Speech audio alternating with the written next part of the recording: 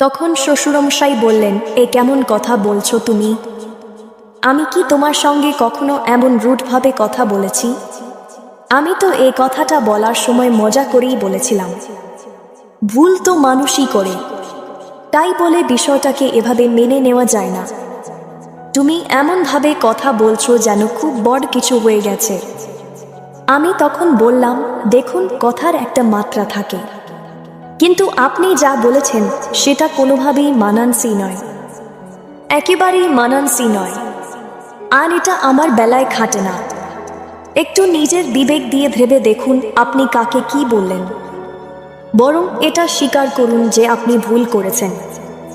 তখন শ্বশুর বললেন, আচ্ছা নাও, এবার কার সঙ্গে কি কথা হয়েছে আমি ভুলেই গেছি, কিন্তু তোমার কাছে আমাকে ক্ষমা চাইতে হবে, এটাও আমাকে দেখতে হলো। ঠিক আছে, ভুল করেছি, ক্ষমা করে দিও, নইলে কখনোই তোমাকে আর ভালো মন্দ কিছু বলবো না।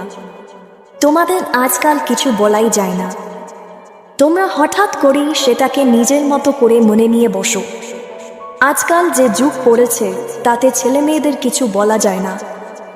আমি বললাম, বাবা দেখুন তো, কথা যদি মধুর সুরে বলেন, আপনি কি আমাকে কখনো এমন করতে দেখেছেন?